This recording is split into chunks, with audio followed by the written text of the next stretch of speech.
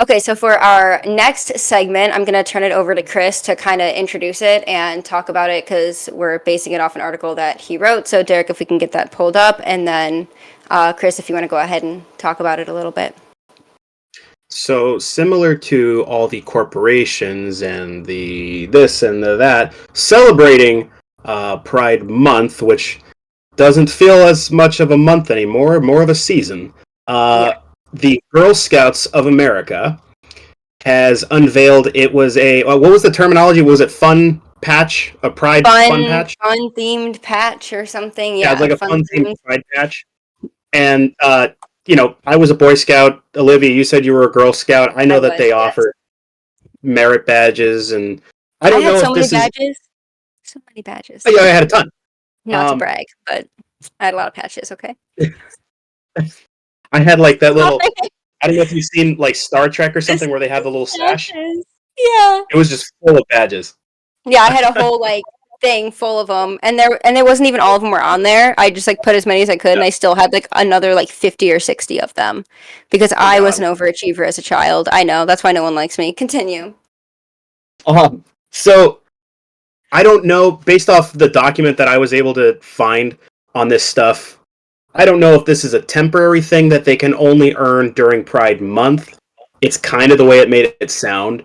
But basically, you've got, and correct me if I'm misunderstanding this because I was never a Girl Scout. You have your younger girls, which are like what, Brownie, Junior. Daisies, Okay, yeah. brownies, juniors, and then the last one I can never remember. But that's like the whole thing, right? Yeah, it's kind of like how the Boy Scouts had like the Cubs and stuff, and you grow into like the different roles Eggers, or whatever. Weeblos, Scout. Yeah, Right. So you basically had the younger group. Yeah. Young kids. That's the point. Yeah. The younger group, which was like the first two or three, and then the older group. The younger group, you have to complete. I think it was 3 out of like a whole list of different activities you could do. One was including go to a Pride celebration. Another one was like researching, I believe, like a notable LGBT, figure, right? a notable figure, and then like drawing a painting of them, or like reading about the Stonewall riots. And it's just like, why do kids need to understand this stuff? Even if they did understand this stuff, why wouldn't it be their parents tell them about this kind of stuff? Right. I could more so understand older kids, the older girls, learning about this. Maybe, why do you need a 5-year-old to go to a Pride celebration?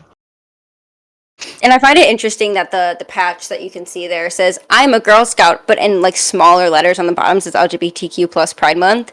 Like they kind of know. They're kind of like, like we'll make it littler, but it's like you're teaching them that being a Girl Scout is a part of Pride, essentially, by saying like, oh, I'm proud to be a Girl Scout. And as a former Girl Scout, I was proud to be a Girl Scout until I saw this. But when I was a Girl Scout, now I really hope none of these photos exist, and if my father has one, he will find it and he will send it to me, and then I will be forced to share it. So I hope there's no picture of this, but when I was a Girl Scout, I had to dress up like a Samoa cookie and go out and dance to get people to come in and buy Girl Scout cookies at the grocery store. When we had like a booth to get them to, like, when people would like leave, we'd be like, can you buy them? Well, they used to have these like costumes of the cookies that you could dress up in, and you'd like dance around, try to get people like to get their attention, kind of like the sign waivers, but just a cookie. Right. There's a video somewhere of me, or a picture somewhere of me wearing the Samoa one, I believe. It's very vivid. I don't know why. I think I was traumatized, but it was something that I remember very vividly. This moment, I remember who I was with too.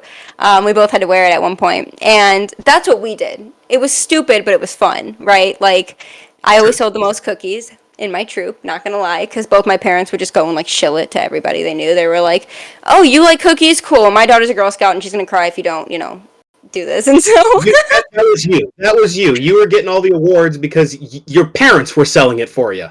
I don't think so. Thanks, Mom. But I always sold the most cookies. My dad, like, we were very involved. My dad was like, they have like the cookie mom that, I don't know if you guys would know this actually, but the one that gathers them all from like the distribution center, the cookies for the Girl Scouts to give to their families. My dad was the cookie dad. Okay, we would roll up in our giant, like, I think it was like a Nissan Quest or something, at like 9 p.m. grab 100 boxes or something of these cookies, right? So that everyone got their cookies, and then they'd come to our house and grab them. And so we were highly involved. And so that's why this story specifically caught my attention, because that was me, and in the grand scheme of things, not that long ago compared to when Girl Scouts started. And they have like pride statements on their website, and there's something so, they say Happy Pride Month, being true to yourself is what makes you beautiful, so celebrate everything that makes you you. The sentiment's fine in and of itself to instill, I guess, am I trying to say, like encourage the kids to be themselves so that they don't feel insecure.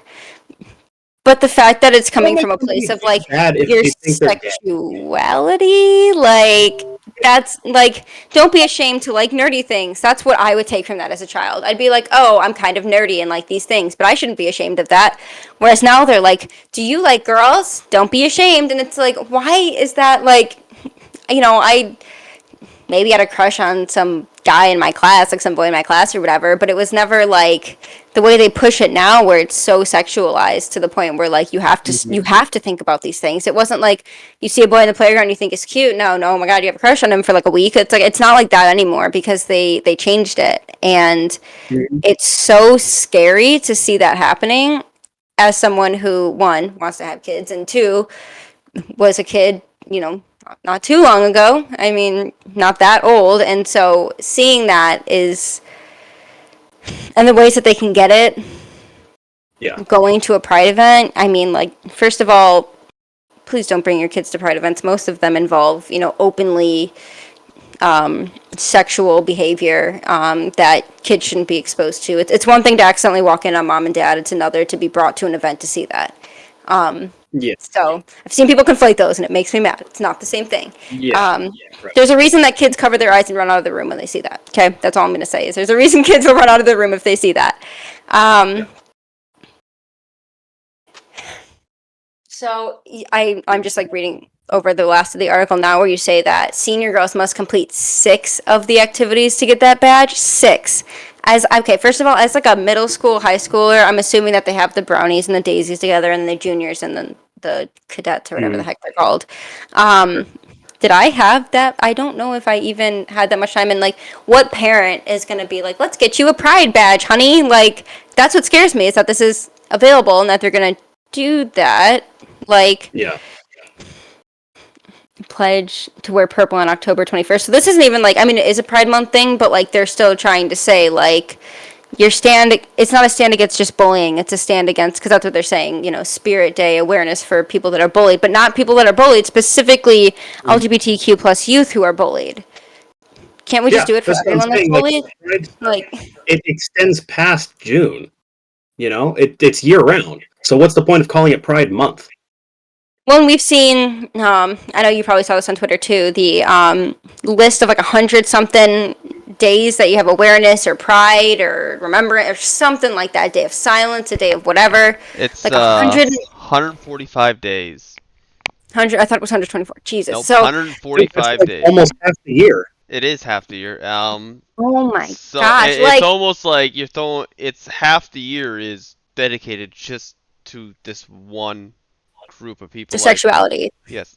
This is oversaturation. Okay. Yes, and I even said something. It is, and I said, why doesn't the military get this? Why don't other, groups get this? Because we're not catered. I'm not a vet or anything, but we don't cater to people who actually risk their lives for our country. And people were arguing with me on Juneteenth, saying it was a military holiday. I don't think the Army delivering a letter makes it inherently a military holiday, but that's just me, because that's kind of what happened. Is like the last Union soldiers left the South or something. It's not a military holiday, okay? Like, I don't consider it that, and Juneteenth is supposed to celebrate emancipation. We should call it Emancipation Day. Call it what it is. No one's going to be against that. I'm just telling you right now, every single one of us here can tell you that if it was called Emancipation Day, we'd all be supporting it. We would all, at the very least, I'd be like, what a great day. Like, what a way to celebrate that. That's a milestone in our history. That's important. But Juneteenth turns into a celebration. It was created, it's kind of like Kwanzaa, where it's created, and then they wanted to have something to, and I understand having things like Black History Month. I mean, I think that's changed a lot to what it is now, much like Pride Month. I think in and of itself, having that awareness is very important, because I'm not going to sit here and say that Black people have never in the history of America been oppressed. I'm not not stupid. I know that they were. But to then bring it to find more things to be oppressed about and say, well, now we're going to celebrate our entire history. Now we have Asian Pacific Islander awareness. We have, I mean, everything other than like white people, right? Like everything else is, and God forbid we had a white history. Oh my gosh, if we had a white history month, can you imagine the backlash that would cause? Or like the heterosexual awareness day, even like a day, even like a minute. Like if they were like this 1 minute on this one day, they freak out. They'd be like, we can't dedicate anything to it. 60 seconds is too much. And it's like, if you want to be treated as an equal, I will treat you as an equal, and that means you get no special privileges. None. I'll be honest, there's so many different months that have so many different awareness days or months, or like at this point it's an oversaturation of, you know, like there's a lot of groups out there that have been far more marginalized, have had way worse happen to them, and they might Where's get Jewish a day. History Month? We don't get a month. I mean, you get what is it? The D-Day. Holocaust Remembrance Day or something. Holocaust There's one of Remembrance those. Day. There's a, but just like like that's another group of people that's obviously been highly oppressed. Yeah. Why don't you guys get one? Not that like you Well, it's need like we one, but have if it, everyone like- else is gonna get it. Dude, my favorite thing was at my last job, and maybe you guys have experienced the same thing. Once Juneteenth became a federal holiday, you got holiday pay Yeah. for it, right? Yeah. And my favorite part was like they wanted it to be a holiday, it became a holiday, but then they got mad that, well, white people got holiday pay for it. And it's like, I'm sorry, you got what you wanted. Did you not know how federal holidays work? Is that, you know, I remember That would be discrimination. I mean, yeah, it's Oh, you're right, It's I'm hard. It's sorry. hard to say that. Yeah. But like that would be in the books. It would be, but you know, reverse racism is not racism, Derek, you bigot. So let's just move on from that. It's the German in you speaking. So one of the things that I noticed, especially when like Black Lives Matter, Pride really started to kick into gear like these last like 5 years. So the emergence of pride pins and pronoun pins, and I don't know if I still have one. I found one on the floor at a hotel in Chicago once, and I kept it, and I don't know if I still have it. It was over here, but I don't see it now. I don't know where it went, but it was a he, they pin, and I picked it up, and I was like, there's no way I just found this on the floor of a random hotel in Chicago. So I did pick it up, and I kept it, and I don't know where it is now. It may be gone, but I thought that was hilarious for whatever reason. It wasn't even June. It was like the middle of November, and it was like, I don't know where this is coming from. It was for a conference, though, so I'm assuming that they were wearing it to the conference. But I will say, like, the first time I was ever asked my pronouns was a very shocking moment for me, and it was offensive in a way of like, do I look like Do you not look like a woman? kind of like when you're a kid and someone's like, oh, you look like your dad, or oh, you look like your mom, and you're like when you're a kid, you don't understand that means like the facial features. You think it means you Yeah. look like a man or a woman, and so you're like, excuse me, but then you, as you grow up, you realize. But when someone just flat out is like, and it was like the way they said it too was like kind of awkward, like, what are your pronouns? And I was like, she, her, and I was trying to be polite, but like at the same time, I was like, I knew I was gonna be done with this job soon, so part of me just didn't care. But now every time I go back to that store to shop, and thankfully most of the people don't work there anymore, but they hire a very specific group of people, is all I'm gonna say. They gave us stickers for pronouns to put on our name tags, and I'll have to find mine. I think I still have it somewhere. They made me do it. I was like basically told, the only person that didn't have to do it was this one woman who was about 70 or so, who is very conservative, and was like, they couldn't afford to lose her at that point, I guess, because she works so much. So it's kind of like, you know, but for me, I was more indispensable because I wasn't working as often. I was part-time. And so I did it, but I didn't like it. I also wore Pearl Harbor pins, American flag pins. I was bold. I wore on the apron. If I say apron, people will know where I work if, you know, they've been to that store. But the green apron that I wore at the craft store that I worked at, named after a woman, Joanne. Joanne. Oh, yeah. Okay. Michelle's. My mom worked there. Joanne's, yeah. Go home with glitter all Yeah. over you. It's great. But I actually really liked working there because of the employee discount, and like I clearly like I make stuff, you know, so it's like, kind of nice. I got a big discount on things, but it was the environment felt so skewed. And I remember at one point, a bunch of girls tried to get this older lady fired because she said something about not being able to keep people's pronouns straight. She made a comment like, under her breath one morning after a team meeting, we were like walking away and she kind of turned to me and they heard it. She said, how many of them are there because I'm having a hard time keeping them straight, or something like along the lines of that. What she was trying to say to me was like, I cannot remember every single person's pronouns here. If they look like a girl, I'm going to say she. If they look like a boy, I'm going to say he. That's kind of what she was saying, because she kind of went into it again later. She's like, I just can't tell if they don't, like, if it's not right on their forehead, I'm not going to be able to know, because I can't keep all that in my head with everything else, which is fair. Again, this is like a 70-year-old woman, right? And so I wouldn't expect her to keep all that in her head. I really wouldn't. Yeah. I couldn't keep it straight half the time. And I'm usually pretty good about names and stuff like that. So I really struggled with the way they handled it. They tried to get me to sign a letter that they were going to give to the store manager to try to get her fired. And the store manager called me in and she was like, I noticed you didn't sign this letter. But they had mentioned that you overheard the comment. And I was like, look, I'm not going to lie to you. Like, you really don't want that lawsuit. Like, you don't want that lawsuit. I like basically said it that way. I was like, look, she's set in her ways. It's not going to change. No one's getting hurt by it. Feelings I get, but like, just don't have them working at the same, don't have them doing like the fabric counter together if you can help it. I'll work with her. I like her. You can put me with her most days if you need to. Like, I don't care. Yeah. She knows me. I know her. We're good. And like, Time to address I'm still the friends with her nose to ring this day, drama. this lady. But still works there. So thankfully they never fired her. But it was one of those examples of like that special treatment where it's like, she grew up with this never being a thing, and in the last 10 years it has hit her like a freight train, and she was like already retired at that point, probably like close to retirement at that point, and now you're asking her to change her ways, and you can't expect that to happen.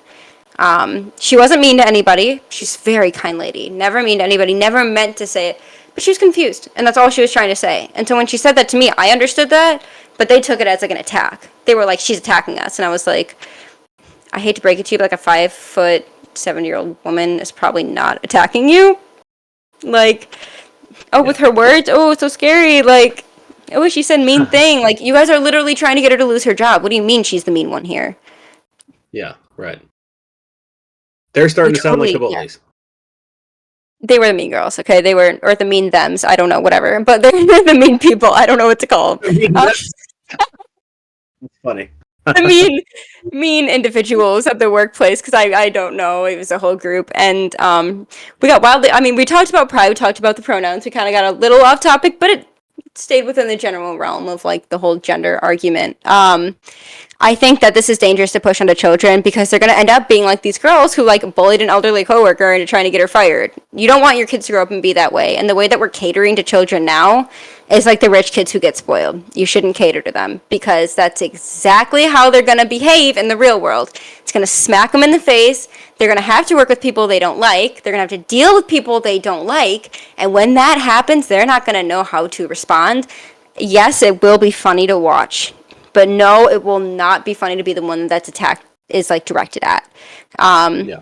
You don't bully the 70-year-old woman into losing her job. You don't expect everyone to cater to you, and you sure as hell don't get pissed off when someone says no to you. If someone says no, someone says no. Like, you're the same people that say no means no, which I agree with 100%, but that should apply to every context. Yeah, nobody's obliged to associate with anybody. No, not at all. Yeah. And like I said, there was no like malintent there. She was genuinely confused. It's literally like how, like, if you guys can defend Biden saying that his sister was his wife and that's the love of his life or whatever, he said that one interview where he's like, it's my sister and she's the love of my life. And yeah, you guys will excuse that behavior. I think you can excuse someone messing up your pronouns one time. There's a lot weirder things to misconstrue, and that's one of them.